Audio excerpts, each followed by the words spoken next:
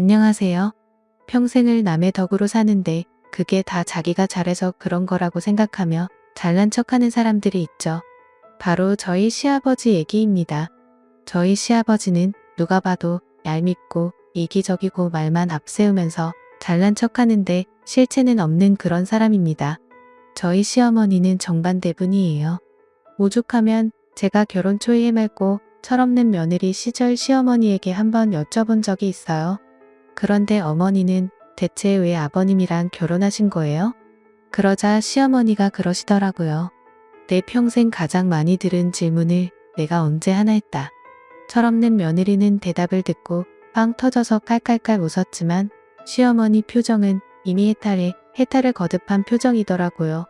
그도 그럴 것이 시아버지는 동네에서도 알아주는 한량망란이었거든요.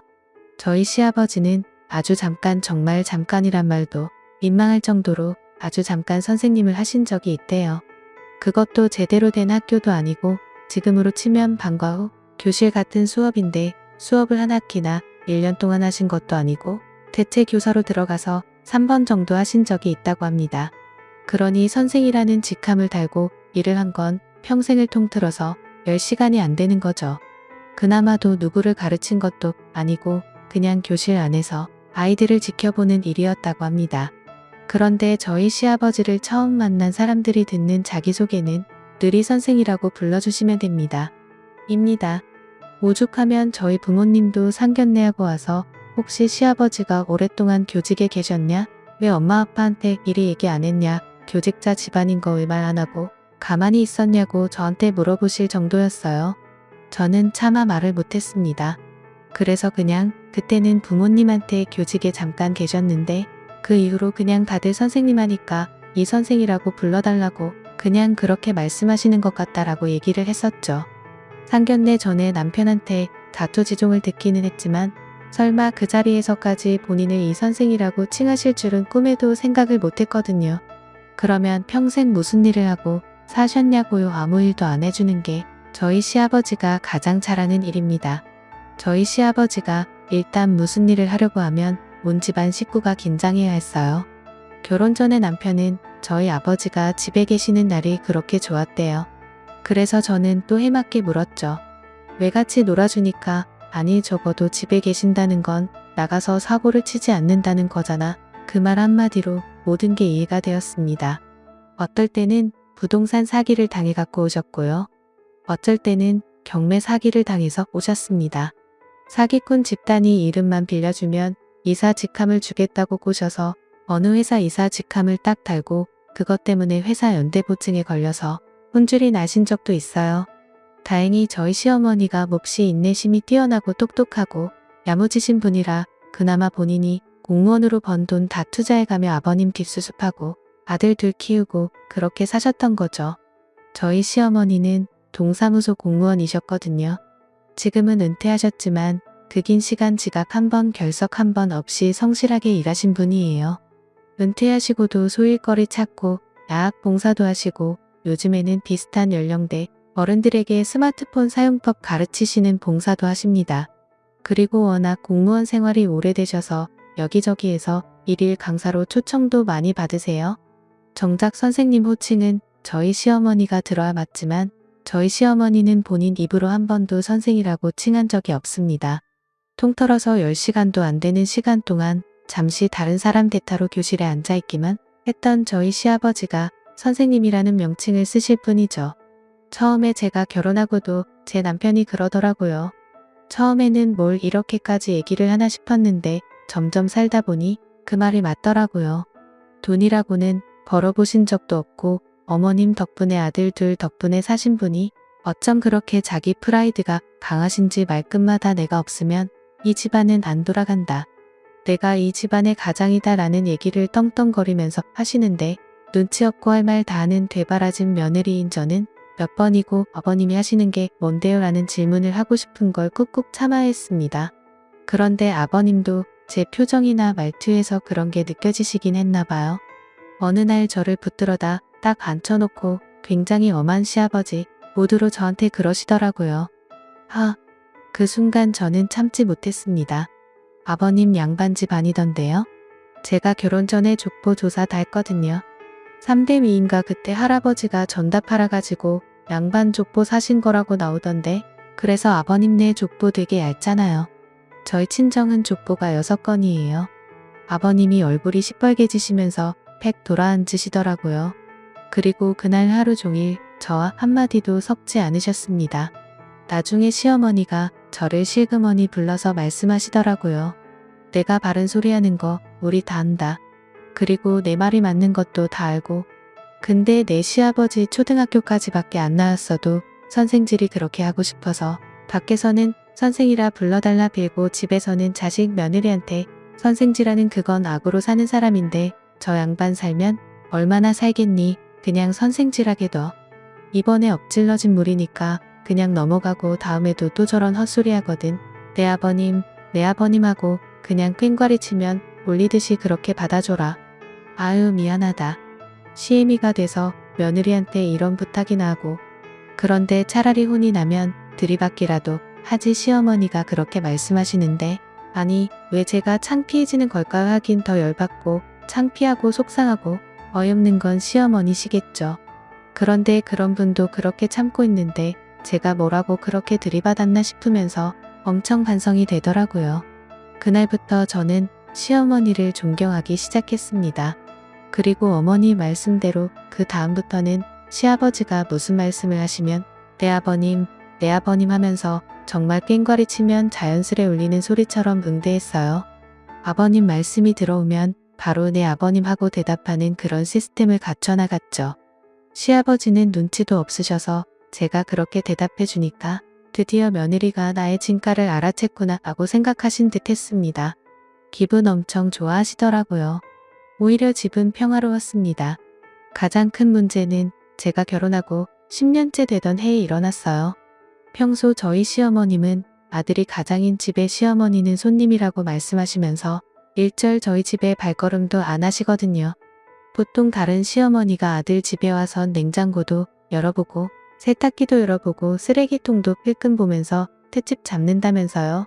그런데 저희 시어머니는 아주 정확하게 처음부터 저한테 이렇게 말씀하셨습니다.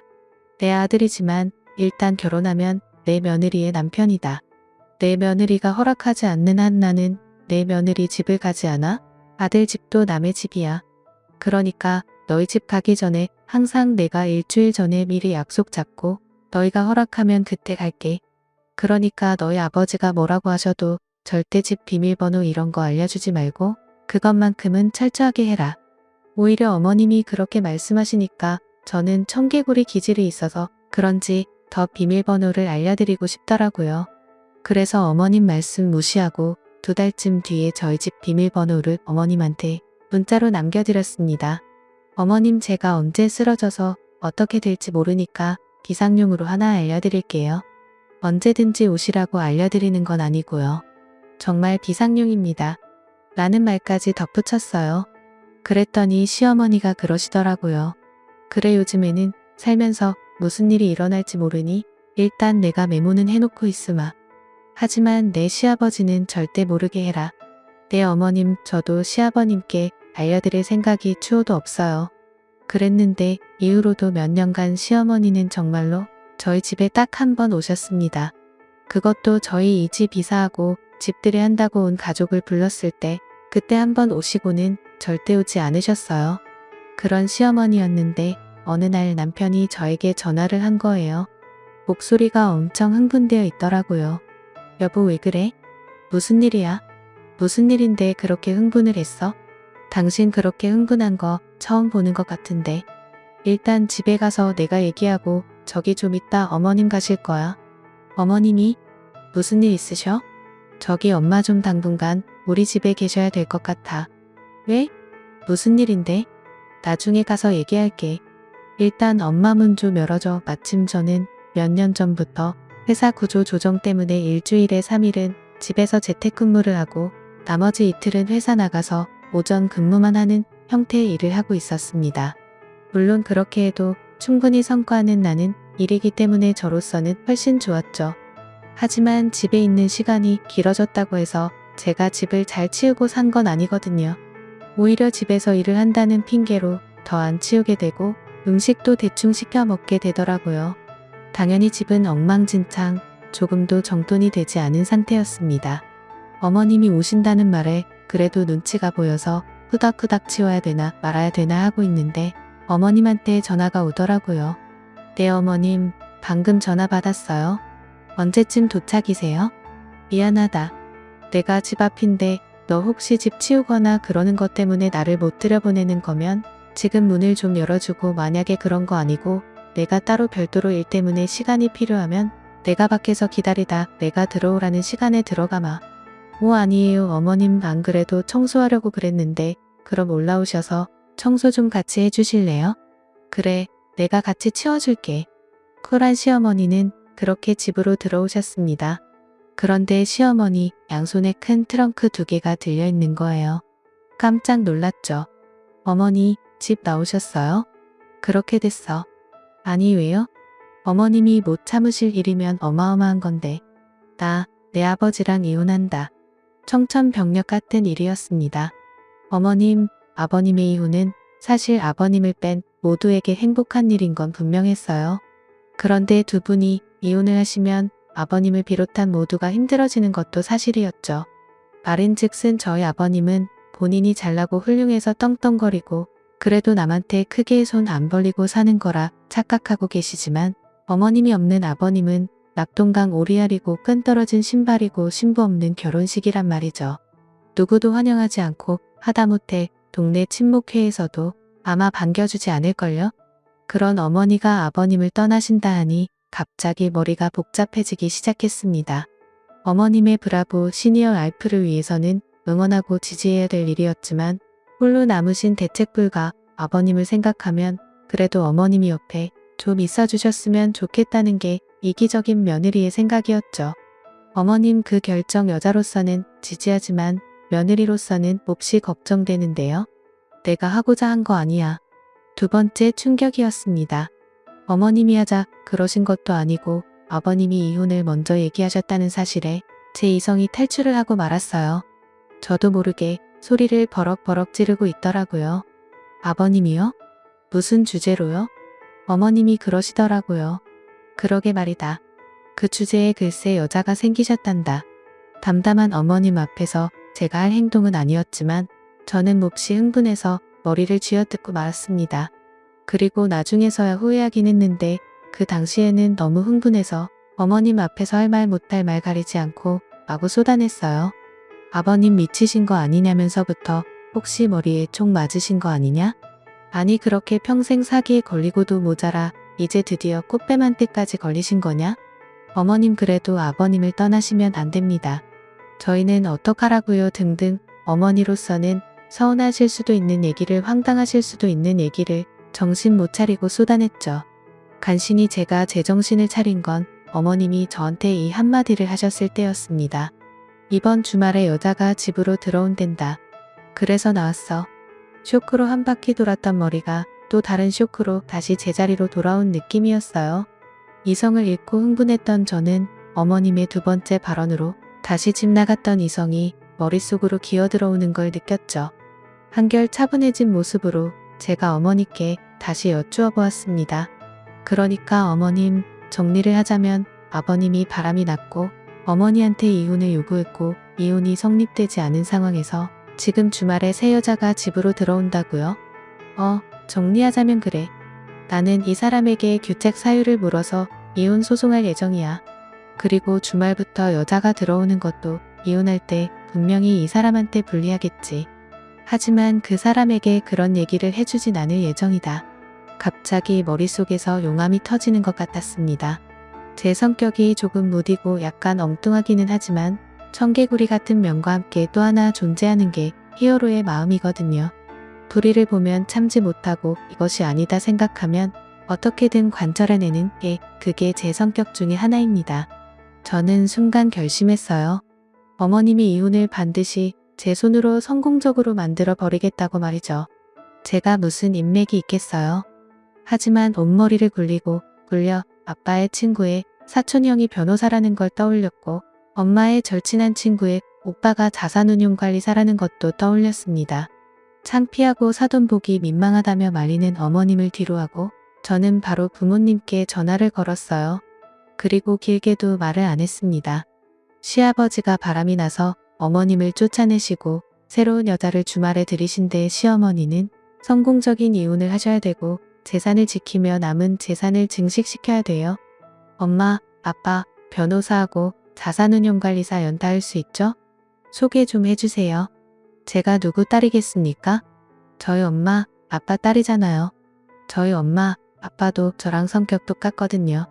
딱 듣자마자 두 분이 바로 알겠다라면서 전화를 끊고 변호사와 자산운용관리사와 연락을 하시기 시작했습니다. 시어머니가 그러시더라고요. 너무 경황 없이 나오느라 아무 준비도 못했다며 오늘 하루만 저희 집에서 자고 내일부터는 내가 호텔로 가겠다고 말이죠. 저는 펄펄 뛰었습니다. 그리고 어머님께 제안을 하나 했어요.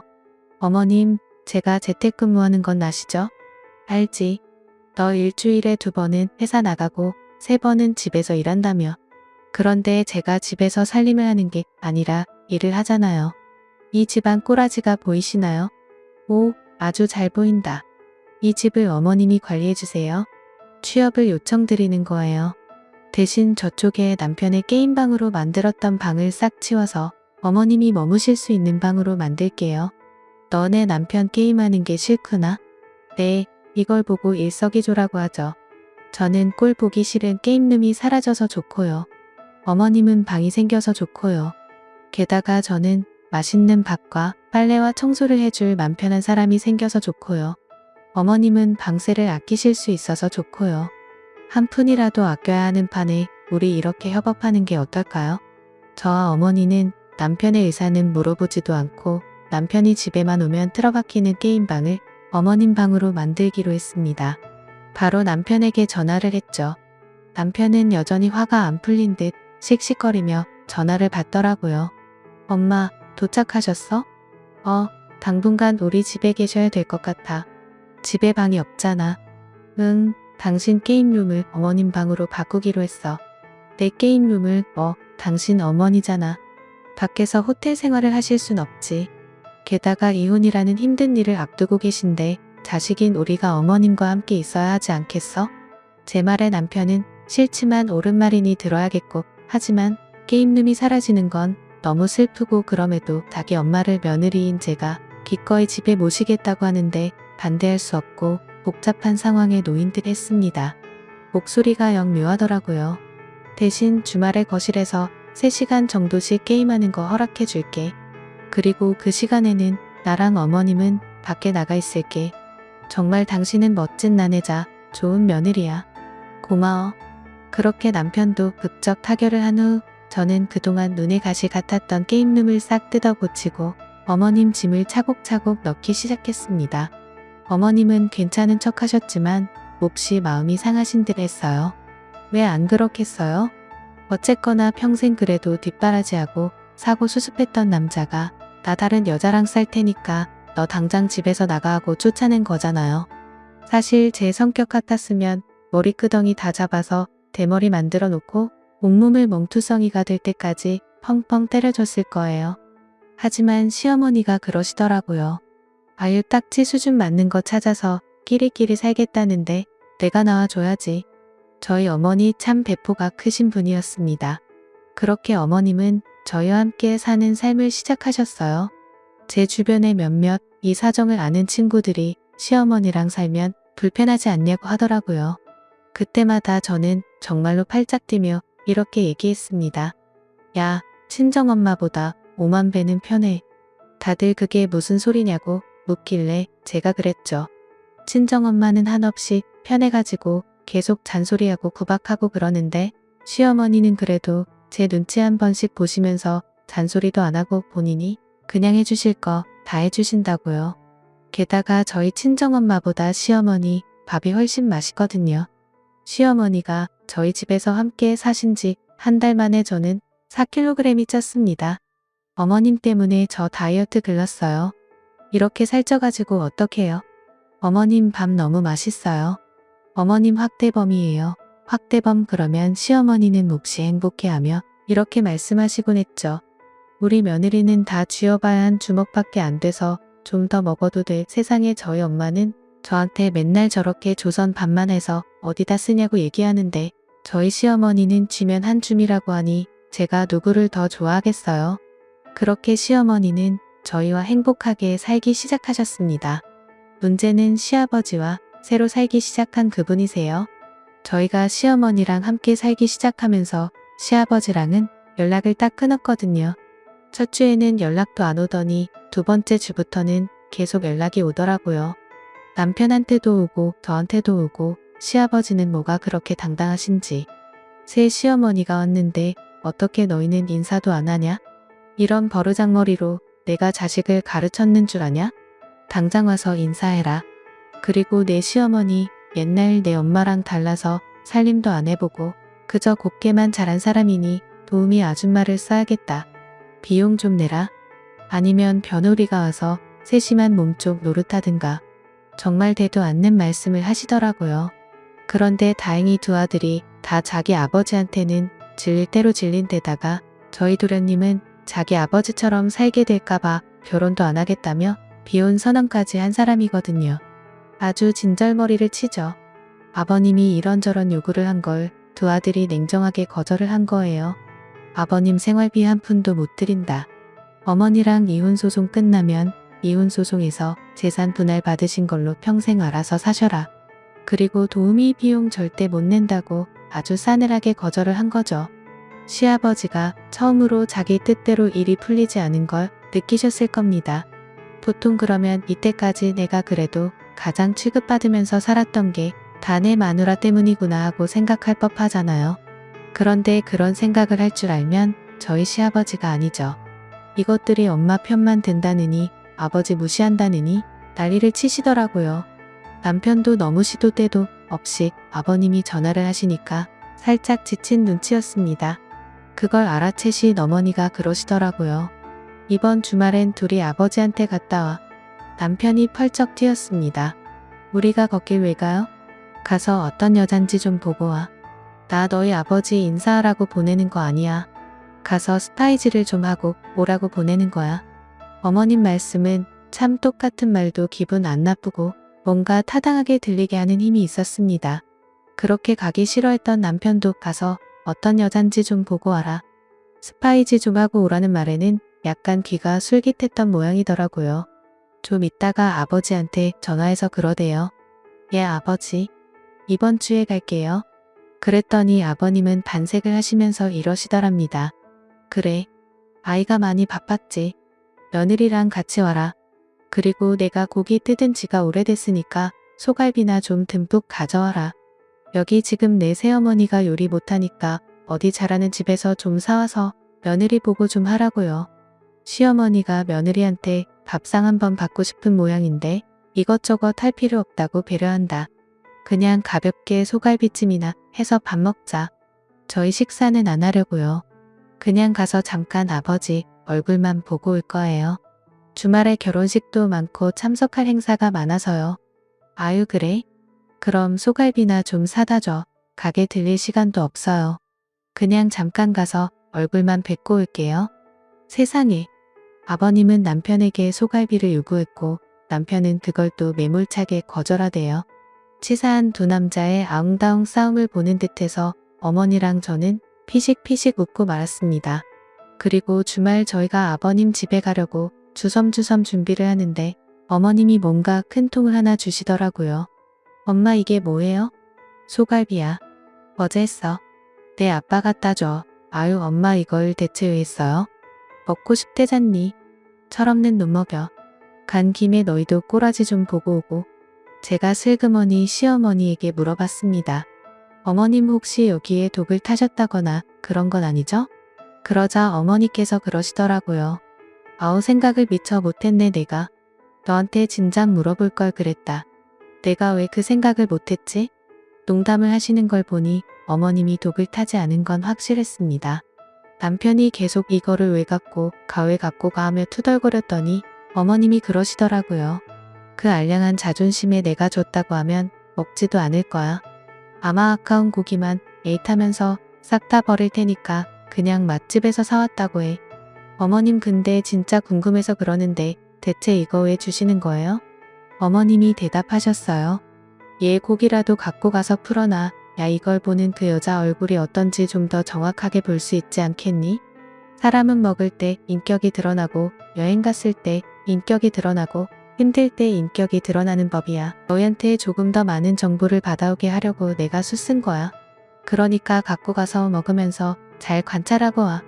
저희는 그렇게 어머님이 싸주신 갈비를 들고 아버님을 뵈러 갔습니다. 아버님은 언제나처럼 왕처럼 앉아가지고 거만하게 저희를 맞이하시더라고요. 그리고 아버님의 옆에는 다방이나 술집에서 일할 것 같은 여자가 새초롬한 얼굴로 앉아 있었습니다. 아버님 팔짱을 딱 끼고 말이죠. 아이 그 인사들 해라. 원래 정식으로 종식도 올리고 제대로 자리도 마련을 하고 그래야 되는데 아직 뭐 이것저것 얽혀있는 문제가 많아서 내가 이 사람한테 미안한 게 많다. 이 사람이 워낙 너그럽고 이해심이 많아서 그냥 넘어가 주는 거지. 사실 일반 여자 같으면 이렇게 나랑 같이 지금 살지도 않아. 제 안에 바른 소리하는 또 다른 자아 가하고 싶은 말을 꾹꾹 참느라 제 얼굴은 점점 일그러져 갔습니다. 남편은 아예 여자 쪽은 쳐다보지도 않더라고요. 그러자 여자가 셀쭉거리면서 저희 아버님한테 그러는 겁니다. 아우 애들이 버릇은 없다. 어떻게 큰 절도 안 올려? 에이 전해라. 너희 어머님이시다. 그 얘기를 듣고 남편이 그러더라고요. 남편이 순한 편이기는 하지만 한번 정색하고 말하면 사실 아버님도 좀 끼갱하게 무섭거든요.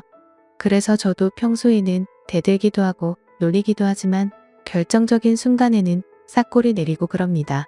전 이날 살면서 가장 무서운 남편의 표정을 보았어요.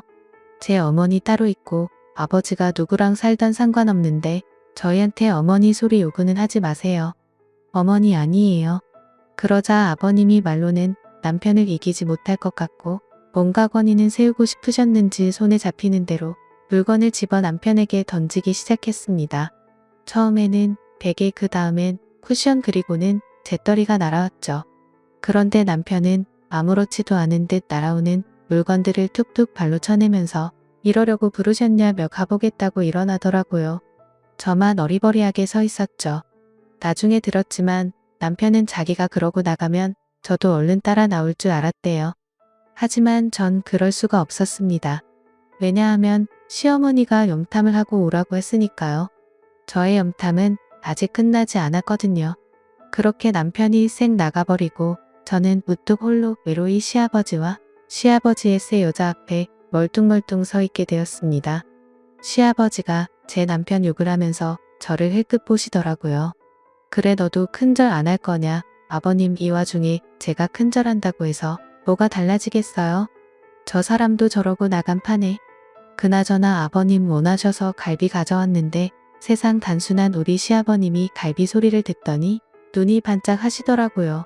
그리고는 허둥지둥 다가와 제가 가져온 통을 열었습니다. 아이고 냄새 좋다. 그런데 뭐 이거 한 통밖에 없냐 이그 기왕 사오려면 2통 사오지 그랬어. 아버님 이것도 돈 만만치 않아요. 그나마 저랑 남편까지 먹을 거 한꺼번에 해온 거라 양이 이만큼이었어요. 원래는 절반만 사려고 했다고요. 아유 뭐 이런 걸 누구 코에 붙인다고 내시서 먹어. 나랑 이 사람이랑 둘이 한 끼면 아유 그냥 고기 좀 꼈나 하면서 먹겠구만. 아유 임자 이리 와요. 고기 먹어. 아우 나는 한우 아니면 못 먹는데. 자네 이거 혹시 미국산이나 호주산으로 했나? 글쎄요. 가게에서 미국산인지 호주산인지 국산인지 안 보고 샀는데 모르겠는데요. 나는 한우가 아니면 영피위가 상해서 못 먹거든. 에이 뭐 저기 한우겠지. 요즘 뭐 저기 비싼 갈비집은 한우로 하자녀. 아유 와서 먹어 임자. 아주 간이 잘 된 것 같아요. 그럼 뭐 성의가 있으니까 맛이나 볼까? 한 입 먹으면 알지 뭐 한우인지 아닌지. 그렇게 있는 대로 고상을 떨던 여자는 딱 앉아서 한 입 먹자마자 눈이 반짝하더라고요. 그리고 무슨 아구 귀신이 들린 것처럼 개골스럽게 고기를 먹기 시작했습니다. 쩝쩝거리면서 이새에 낀 고기를 쫙쫙 빼가면서 아버님과 서로 먹여주고 자기도 먹고 국물에 밥 비벼 먹고 진짜 사흘 굶은 사람처럼 퍼먹더라고요. 비싼 갈비가 그렇게까지 촌티나는 음식이 되는 거를 저는 처음 봤습니다. 한참을 먹던 그 여자가 그러더라고요. 한우 맞네. 내 입에 쩍쩍 달라붙어 어머 이 집 갈비 잘한다. 이거 어느 집 갈비야. 제 아내 청개구리가 또 불쑥 고개를 들었습니다. 그거 뭐 잘하는 집에서 가져왔어요. 그러자 시아버지가 그러시더라고요. 아니 어떻게 내 입맛에 이렇게 착착 맞냐. 야, 이 집 어딘지 좀 여기서 좀 자주 사와라. 도저히 못 참겠더라고요. 아버님, 이제 갈비 못 사요. 아니, 그게 무슨 소리야? 이제 영업은 안 돼요. 어머님이 해주신 갈비거든요. 저희 먹으라고 해주신 건데 그냥 제가 좀 싸운 거예요. 아버님이 하도 갈비 얘기를 하셔서요. 그러자 이미 거의 다 먹어서 바닥을 보이던 갈비를 아버님이랑 그 여자가 먹던 것을 멈추고 저를 째려보더라고요. 그 여자가 그랬습니다. 아 진짜 어쩐지 맛이 상했어. 여기 독이 들었을지 어쨌을지 어떻게 알아. 세상 맛없는 갈비 성에 생각해서 억지로 먹어줬더니 뭐야. 방금까지 맛있다고 손가락까지 빨아드셨으면서 자기 전처가 한 거야. 짜증나. 그러면서 여자는 휙방으로 들어가 버리고 아버님은 씩씩거리면서 저한테 그러시더라고요. 너희네 어머니랑 연락하냐? 그럼요. 어머니신데요. 너희 어머니는 이제 저 사람이요. 내가 새로 결혼을 했는데 당연히 저 사람이 어머니지. 어머니를 하늘처럼 모시라고 하늘처럼. 너희 그렇지 않으면 내 재산이고 오고 단 한 푼도 안 갈 줄 알아. 저는 속으로 생각했습니다. 아버님 재산이 있기나 하겠습니까? 그나마 솜털처럼 미미한 재산도 다 어머님한테 갈 거예요. 제가 어떡하든 그렇게 하게 어머님 앞에 오만 사람 다 붙일 거니까요. 하지만 그 얘기를 겉으로 하진 않았습니다. 그냥 또 치면 울리는 징처럼 내 아버님 하고 말았죠. 그렇게 빈 갈비통을 들고 밖으로 나왔더니 남편한테 부재중 통화가 7통이나 와 있더라고요. 무음으로 해놔서 몰랐죠. 그제서야 남편에게 전화를 했습니다. 뭐해? 당장 안 나오고.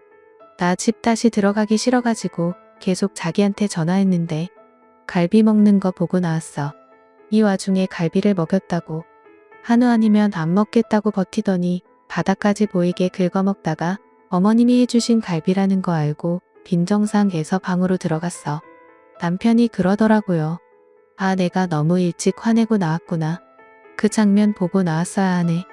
살짝 후회됐는데 그러니까 나처럼 좀 참지 그랬어. 나 봐봐. 어머님이 스파이처럼 먹는 거 보고 어떤 사람인지 알아오라고 하셔서 기가 막힌 인내심으로 끝까지 참고 봤잖아. 당신 어쩜 남자가 그렇게 인내심이 없니? 미안하다. 너무 화가 나서. 아우 몰라. 들통 무거워. 빨리 와서 이거 좀 받아가. 그렇게 아버님 집 근처에서 제가 언제 나올까 기다리던 남편과 함께 집으로 향했습니다. 그리고 어머님께 모든 얘기를 다 해드렸죠. 그랬더니 어머님이 배를 잡고 웃으시면서 얘기하시더라고요. 미국산 소갈비 중에서도 타임세일로 엄청 싸게 파는 게 있어서 에휴 그냥 걔나 준다 생각하고 그거 사서 갈비를 하셨다고 하더라고요. 그러면서 저희한테 한솥되는 갈비찜을 해놓으시면서 그러셨습니다. 이거는 너희 먹을 한우야. 어서 먹어. 어머 한우 아니면 두드러기 난다고 했던 여자분 오늘 저녁에 두드러기로 오지게 고생하겠네요. 그러게 두드러기라도 났으면 좋겠다. 아이고 참 정말 끼리끼리 만났네. 알긴 알았지만 듣고 나니까 더 열받는다. 그렇게 갈비찜 해프닝이 끝나니 시아버지는 며칠간 잠잠하셨습니다. 하지만 이후에도 계속 문자 테러는 계속됐죠. 하늘 같은 시어머니가 뭐가 드시고 싶다고 하는데 와서 좀 해주는 게 며느리의 도리다 등등 정말 되도 않는 말이 가득했습니다. 며느리는 시어머니의 몸종이다라고 하는데 귀도 안 차서 대꾸도 안 했죠. 그리고 그쯤 저희 시어머니는 저희 부모님이 소개해준 변호사와 자산운용관리사를 만나 조금씩 이혼 준비에 돌입했습니다. 그리고 결국 재산을 3분의 2 정도 받아내는 걸로 이혼 판결이 났죠. 아무 준비 없이 재산의 절반은 자기 거라고 굳게 믿고 있었던 시아버지가 펄펄 뛰었지만 워낙 시어머니 가준비를 잘하셨고 자식들의 증언도 한몫해서 혼인의 규책 사유 및 가정생활에서의 기여도가 없었던 점까지 다 참작을 해서 시아버지는 고작 7천만 원 정도를 받고 이혼을 하게 됐습니다. 그러고 났더니 시아버지와 함께 사는 여자분이 엄청 시아버지를 구박하는 게 느껴지더라고요. 아마 모르긴 몰라도 저희 생각에는 시아버지가 다방이건 술집이건 다니면서 만난 여자한테 자기가 이혼만 하면 수억대 부자일 거고 그 재산을 가지고 너를 노년에 행복하게 해주겠다는 식으로 꼬신 것 같았어요. 그것만 믿고 덥석 달려들어서 결혼하겠다고 한 여자도 여자지만 그런 여자한테 반해서 세상 좋은 시어머니 내쫓고 이혼이 완료되지도 않은 상황에서 동거부터 시작한 아버님도 똑같은 거죠. 아버님이 자꾸만 혼인신고를 하자고 하는데 여자분이 차일피일 미루면서 그냥 아버님이 가지고 있는 현금만 야금야금 빼쓰는 것 같더라고요. 자기도 아마 발목 잡히긴 싫었겠죠. 그러니 애가 달기 시작한 건 시아버님이었습니다. 멀쩡한 어머니랑 이혼해서 낙동강 오리알 되고 새 여자랑 가정을 꾸리려고 했는데 여자는 혼인신고를 안 해주고 한마디로 여기서도 버림받고 저기서도 버림받은 애매한 상황인 거죠. 그런데 그쯤 저희 시어머니에게는 핑크빛 기류가 흐르는 일이 생겼습니다. 저희 엄마가 소개해준 자산운용사 가부인과 사별하고 15년쯤 되신 분인데 저도 몇 번 만나봤지만 엄청난 신사시거든요. 매너도 너무 좋고 재산도 많고 자녀들도 아주 잘 커서 외국에 있는 회사에 다니고 있습니다. 하나는 호주에서 금융회사에 다니고 하나는 영국에서 익 관련 일을 한다고 들었어요. 이분만 혼자 한국에서 살고 계신데 겨울에는 한 달간 호주에 있는 자녀에게 가 있고 여름에는 또 한 달간 영국에 있는 자녀에게 가서 시간을 보내시는 분입니다. 평생 자산운용사로 일했고 지금은 은퇴 후에 프리랜서로 자산 설계 일을 하고 계시는 건데 저희 어머님하고 코드도 잘 맞고 서로 말도 잘 통하는 것 같았습니다. 특히 이혼이 완료된 후에 저희 어머님한테 실제적으로 운용할 수 있는 현금 자산이 생긴 거잖아요. 거기에 대한 포트폴리오를 엄청 꼼꼼하게 짜주셨다고 하더라고요. 그리고 어머님이 스스로 어딘가에 투자를 하고 관리할 수 있도록 하나하나 알려주시는 것 같았습니다. 당연히 어머니와 그 자산운용관리사가 만나는 시간이 잦아졌고 어머님은 점점 화사해지셨어요. 제가 슬그머니 물어봤습니다. 어머님 이혼하자마자 연애 시작 그랬더니 어머님이 얼굴이 빨개지면서 그러시더라고요. 얘 쓸데없는 소리 하지마. 늙은이가 흉해. 어머님이 늙은이라니요. 100세 시대의 어머님은 청춘이에요. 지금부터 연애를 하신다고 해도 25년은 연애를 하실 수 있는 나이라고요. 세상에 그런데 그게 왜 흉해요. 나 너무 부러운데요. 진짜 부러워요. 어머님 저는 이제 저 사람이랑 헤어지지 않는 이상 연애는 꿈도 못 꾸는 거잖아요. 그런데 어머님은 연애하시고 어머님이 제 워너비예요. 아이고 아무리 시어머니가 편하다지만 시애미 앞에서 못하는 말이 없네. 그런가요? 어머님 연애를 하시려면 제대로 하시라고 하는 소리예요. 연애는 무슨 됐어. 그냥 자산 운용하는 것만 도와주시는 거야. 그때는 시어머니가 극구 부인해서 그런가 보다 했는데 저희 엄마가 그러시더라고요. 자산운용관리사분이 저희 시어머니가 너무 마음에 들어서 사별하고 처음으로 같이 하고 싶은 여자를 만났다고 그렇게 말씀을 하셨대요. 와 남자가 그런 얘기한 거면 이미 게임 끝난 거 아닌가요? 그래서 제가 엄마한테 그랬죠. 엄마 그분한테 좀 더 적극적으로 다가오시라고 해. 우리 시어머니도 분명히 마음이 있으신데 뭔가 확신이 안 서서 망설이시는 것 같아. 그래 그럼 우리가 양쪽에서 좀 힘차게 밀어볼까? 그래야겠어요. 엄마 남자는 밀고 나가는 힘이라고 꼭 좀 전해줘요. 내가 시어머니는 은근하게 떠밀 테니까 저랑 제 엄마가 뒤에서 서포트를 하는 걸 아는지 모르는지 시어머니는 그분과 친구처럼 자연스럽게 지내면서 본인도 모르게 서서히 화사해져 가셨습니다. 반면에 저희 시아버지는 날이 갈수록 끈떨어진 연처럼 추레하게 늙어가시더라고요. 돈도 없죠. 배서 계속 장을 거리면서 밥 한 끼 안 해주는 여자 어디 버티기가 쉬운가요? 예쁜 꽃도 한두 번이지 꽃에서 가시가 끊임없이 솟아자길 콕콕 찌르는데 예쁘다고 안고 있을 사람이 어디 있겠어요. 시아버지와 그 여자가 점점 싸우는 날이 늘어났고 시아버지가 저와 남편 그리고 도련님을 불러대는 날도 잦아졌습니다. 그래도 갈 때마다 시아버지는 내연녀가 하늘 같은 시어머니라며 곱게 모시라는 얘기를 끊임없이 하시더라고요. 그런 식으로 하늘 같은 시어머니라는 걸 자꾸만 주지시켜서 여자분이 어우렁더우렁 혼인신고라도 하길 바라신 건가 봐요. 그날도 하도 오라고 하셔서 갔더니 시아버지가 그러시더라고요. 너는 시부모가 어떻게 사는지 궁금하지도 않냐? 와서 한 번씩 좀 들여다보고 시아버지랑 시어머니랑 살펴야 그게 며느리지. 아주 괘씸하다. 그 말을 듣자 제 안에 있는 청개구리가 또 고개를 번쩍 들었습니다. 아우 시댁이 두 군데라 너무 힘드네요. 이쪽 시댁도 가야 되고 저쪽 시댁도 가야 되고 예비세 시아버지도 신경 써야 돼서 너무 힘들어요. 그랬더니 시아버님 눈이 땡글해지면서 물어보시더라고요. 아 시댁이 두 개라니 예비세 시아버지 아니 그게 무슨 소리야? 아, 내 시어머니 남자 생겼냐 옆에서 여자가 째려보건 말건 갑자기 시아버지가 흥분을 하시더라고요. 네 되게 멋지신 분이던데 엄청 멋있어요. 그러자 시아버지가 씩씩거리면서 어떻게 다른 남자를 만날 수 있냐? 고 버럭버럭 성을 내시는 겁니다. 너무 어이가 없어서 제가 그랬어요. 그동안 수십 명 다른 여자 만나고 다니신 건 아버님이에요.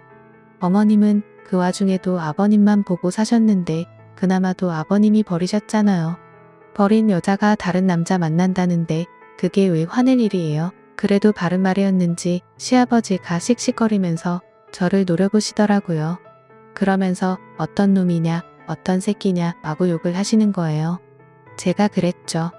엄청 유명한 자산운용사인데 재산도 많고 잘생기고 진짜 다 갖춘 남자예요.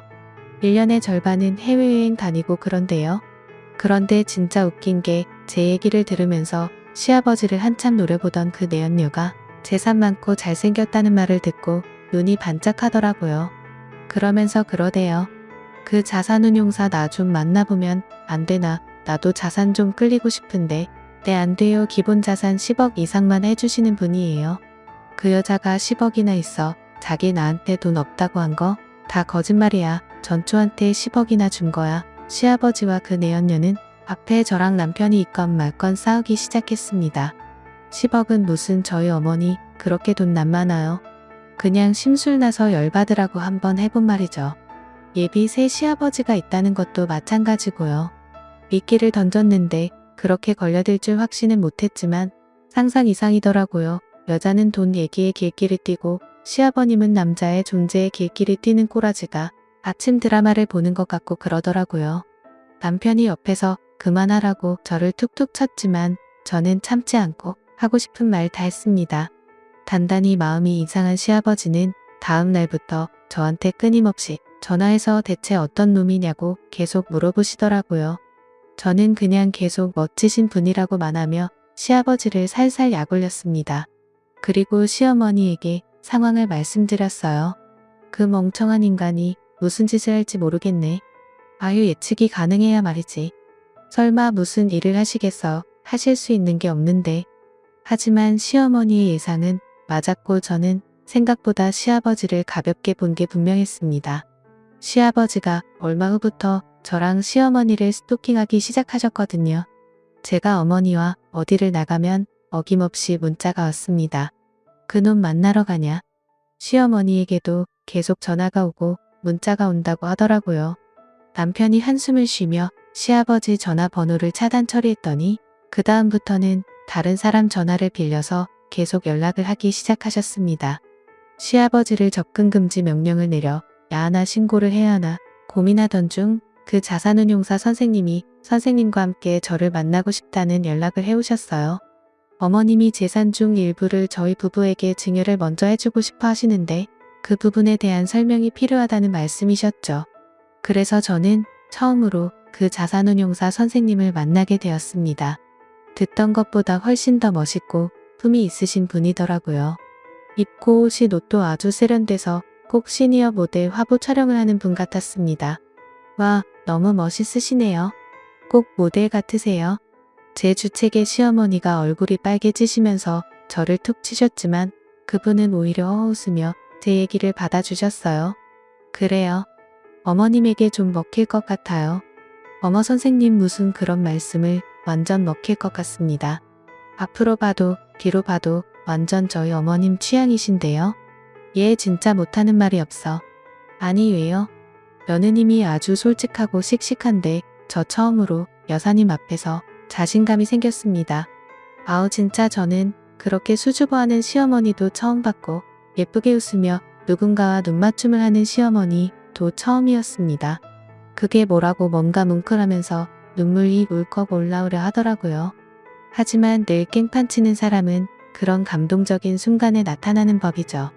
카페 안에서 화기애애하게 얘기를 나누던 저희 앞에 불청객이 불쑥불쑥 나타났습니다. 바로 시아버님이었죠. 잘하는 짓이다. 며느리까지 앞세워서 담사스럽게 뭐래 진짜 여긴 어떻게 알고 왔대. 어떻게 내가 나한테 이럴 수가 있냐. 어떻게 딴 남자를 만날 수가 있어. 허이구 누가 들으면 순정판 아신 줄 알겠어. 사는 동안 내내 사고치고 다니다가 늙음하게 바람나서 날아간 게 누군데. 아이그 그건 아이 남자가 그럴 수도 있고 그런 거지. 공공장소에서 이렇게 시끄럽게 하실 건 아닌 것 같고 나가서 말씀하실까요 하신 말씀 있으시면 아니 너냐 내 마누라랑 놀아나는 놈이 허참 이혼까지 하신 마당의 마누라라뇨. 그리고 정확하게 말씀드리자면 여사님은 저한테 아무 관심 없으십니다. 제가 일방적으로 반해서 쫓아다니는 겁니다. 시어머니의 얼굴이 빨개졌습니다. 그리고 시아버지는 울그락불그락 해졌고요. 저는 이 모든 상황이 너무 흥미진진해서 두 눈을 크게 뜨고 두 귀를 쫑긋 세운 채 가운데서 눈만 대굴대굴 굴리고 있었습니다. 허물키고 있다고 스스로 고백하는구만. 아직 이 여자가 어떤 여자인지 몰라서 그러는 모양인데 잘합니다. 아주 멋진 분인데 그동안 영 존중 못 받고 사신 것 같은 숨겨진 보석 같은 분이죠. 그래서 제가 좋아하고요. 숨겨진 보석 좋아하네. 그리고 혼자 좋아한다고 펄펄 뛰어봐야 어차피 여자는 자기가 돌보고 관심 있는 남자한테 돌아오게 되어 있어. 어린애도 아니고 질투작전이여 뭐요. 시아버지는 시어머니가 아직도 자기를 좋아해서 질투를 하게 만들려고 남자를 만난다고 착각하는 모양이었습니다. 아니 그런 생각은 대체 어떻게 할 수 있는 건지 이해가 안 되더라고요. 운용사 선생님이 뭔가 막더말을 하려 하던 그 순간 시어머니가 벌떡 일어나서 시아버지를 위아래로 야멸차게 훑어본 후에 운용사 선생님의 팔짱을 다겼습니다. 모두가 놀랐죠. 진짜 놀고 있네. 누가 지까지 컷한테 관심이 한 조각이라도 있는 줄 알아. 자기 우리 다른 데 가서 얘기해요. 차 가져왔죠. 너도 나와. 와 저희 시어머니 정말 박력이 넘치시더라고요. 여자인 제가 봐도 멋있었습니다. 운용사 선생님은 이미 눈에서 꿀이 뚝뚝 떨어지는 모습이었어요. 자신의 팔에 팔짱을 낀 어머니의 손을 부드럽게 잡더니 지그시 바라보며 그러시더라고요. 갑시다. 셋이서 드라이브하고 멋진 데서 저녁 먹으면서 잔잔히 얘기하면 좋겠네요. 그렇게 멍하게 서 있는 시아버지를 두고 밖으로 나온 운용사 선생님은 평생 시아버지가 저런 차 한번 타보면 소원이 없겠다고 노래를 불렀던 멋진 외제세단 승용차를 우아하게 끌고 와 뒷문을 열고 저와 시어머니를 태웠습니다. 그리고 시아버지를 두고 저희 셋은 그 자리를 유유히 빠져나왔어요. 차 안에서 시어머니는 돌발 행동을 한 걸 사과하셨지만 그분이 그러시더라고요. 이참에 우리 오늘부터 일을 하시죠. 여사님 아니 며느님이 증인하시고. 저는 찬성이요. 수줍게 웃던 시어머니도 결국 고개를 끄덕이셨습니다. 그렇게 시어머니는 새 연애를 행복하게 시작하셨어요. 시아버지는 내연녀가 그나마 있던 돈 들고 도망을 가고 혼자 쭈글쭈글해진 채 만날 집에서 멍하게 계신답니다. 아들 둘이 용돈도 넉넉하게 드리지 않고 사시는 집도 월세로 돌려버려서 생애 가장 쪼들리는 시간을 보내시는 중이에요. 안타깝게도 불쌍하지는 않더라고요. 아마도 시어머니는 내년쯤 재혼을 하실지도 몰라요. 운용사 선생님이 함께 남은 생을 보내고 싶다고 얼마 전에 청혼을 하셨거든요. 저한테도 얼마나 잘해주시는지 요즘에는 시어머니보다 새 시아버지가 더 좋아서 자꾸 어머님을 보러 가게 된다니까요. 남편과 도련님도 새 시아버지에게는 자연스럽게 아버지 소리를 하더라고요. 뒤늦게나마 존경할 수 있는 어른이 아버지로 생겨서 감사하다나요. 평생 가족들을 괴롭히기만 했던 시아버지의 말로는 역시나 쓸쓸하네요. 감사합니다.